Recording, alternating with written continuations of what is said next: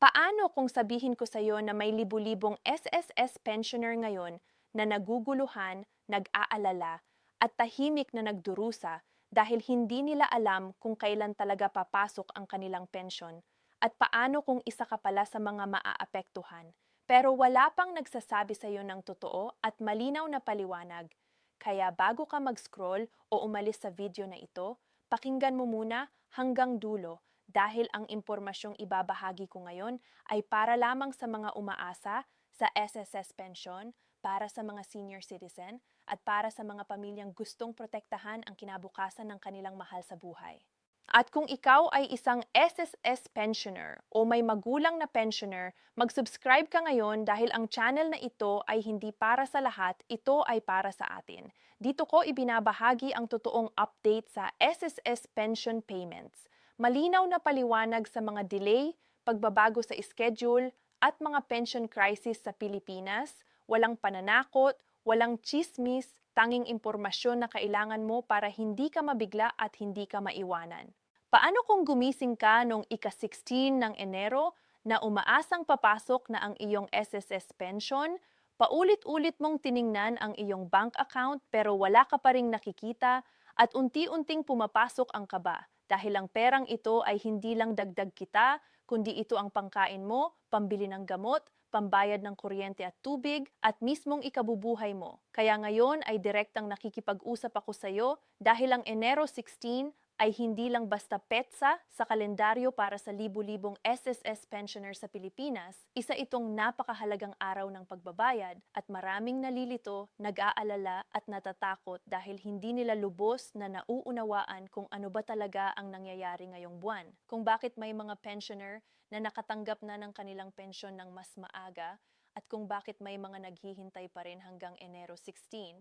kaya hayaan mong ipaliwanag ko ang lahat ng malinaw, mahinahon at tapat para alam mo mismo kung nasaan ka at ano ang dapat mong asahan. Kung ang iyong SSS pension ay kabilang sa ikalawang batch, ibig sabihin ang iyong contingency date ay mula ika-16 hanggang katapusan ng buwan, ang Enero 16 ang opisyal mong petsa ng release ng pensyon at hindi ito delay, hindi ito problema, at hindi ito nangangahulugan na may mali sa iyong record. Ito ay bahagi lamang ng regular na schedule ng SSS sa pagbibigay ng pensyon buwan-buwan at lalong nagiging mas sensitibo ang lahat tuwing Enero dahil sa mga holiday, maagang release para sa ibang batch, at sa mga balitang mabilis kumalat sa social media na kadalasan ay kulang sa paliwanag.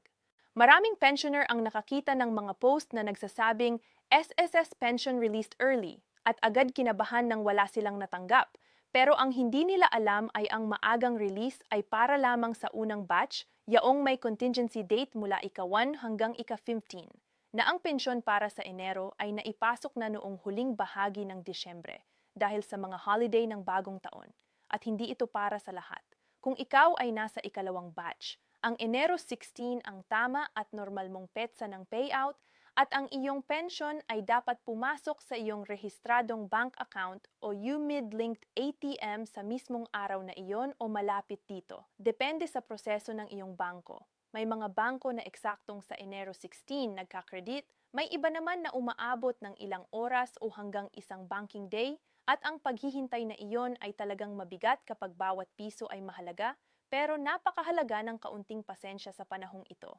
Pag-usapan natin kung bakit laging may kalituhan tuwing Enero dahil iba talaga ang buwang ito kumpara sa iba. May mga holiday na nakakaapekto sa schedule, may mga pensyon na inilalabas ng mas maaga, may limitadong araw ng operasyon ang mga bangko, at sa pagitan nito ay napupuno ang social media ng kalahating impormasyon, pinalalaking balita, at minsan ay maling claims na lalong nagpapalala ng takot ng mga pensioner. Kaya nga umiiral ang channel na ito para ipaliwanag ang mga bagay sa simpleng paraan, walang pananakot, walang pangakong hindi totoo, kundi malinaw na impormasyon para sa mga taong tunay na umaasa sa SSS. Kung ikaw ay nanonood ngayon at ang Enero 16 ang iyong petsa, mahalagang suriin mo ang iyong account ng kalmado sa araw na iyon, huwag magpanik sa hating gabi, huwag agad mag-isip na may problema sa umaga pa lang, bigyan ang iyong bangko ng buong araw para iproseso ang credit.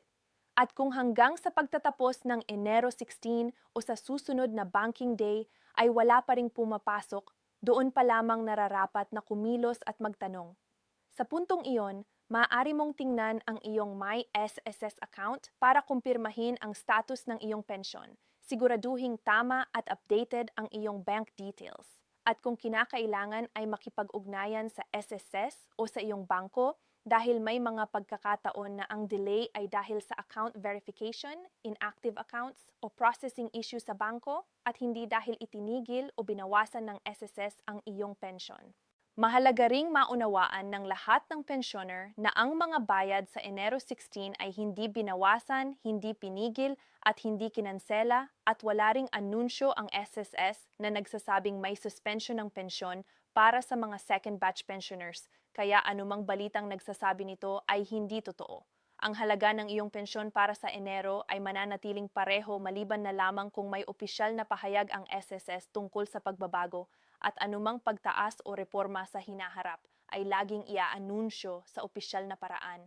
hindi sa pamamagitan ng chismis o forwarded messages. Ito ang dahilan kung bakit napakahalaga na umasa lamang sa mapagkakatiwalaang impormasyon dahil ang takot ay mas mabilis kumalat kaysa katotohanan, lalo na kapag ang mga tao ay nasa alanganing kalagayan sa pananalapi. Kung ikaw ay isang anak o apo na nanonood para sa iyong magulang o lolo at lola, mangyaring ipaliwanag mo ito sa kanila. Ipaalam na ang Enero 16 ang kanilang iskedyul. Tulungan silang suriin ng maayos ang kanilang account at bigyan sila ng kapanatagan ng loob dahil malaking bagay ang malinaw na paliwanag para sa mga senior citizen na kadalasang nag-aalala hindi lang sa pera kundi pati sa pakiramdam na baka sila ay napag-iwanan na ng sistema at ng makabagong teknolohiya. Habang papasok ang taong 2026, mas marami pang pag-uusapan tungkol sa mga reforma sa pensyon, posibleng pagtaas at pagbabago sa mga schedule,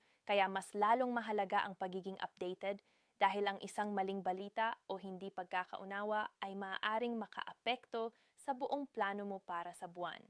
Ang channel na ito ay para sa mga taong tulad mo, mga umaasa sa SSS, mga nangangailangan ng malinaw at tapat na paliwanag at mga taong karapat-dapat sa respeto pagdating sa usapin ng kanilang pensyon. Kung nais mong manatiling updated sa mga petsa ng SSS Pension, mga adjustment tuwing Enero, mga posibleng pagtaas sa hinaharap at mahahalagang anunsyo na ipinaliliwanag sa simple at maayos na paraan, siguraduhing mag-subscribe ka dahil hindi ito channel para sa takot at ingay, ito ay channel para sa mga pensioner, para sa mga pamilya, at para sa mga taong gustong maging handa at may kaalaman. Ang Enero 16 ay ang iyong petsa, naka-schedule ang iyong pensyon, paparating ang iyong pera, at ang pinakamahalagang gawin ngayon ay manatiling kalmado, manatiling may alam, at huwag hayaang nakawin ng maling impormasyon ang iyong kapayapaan ng isip.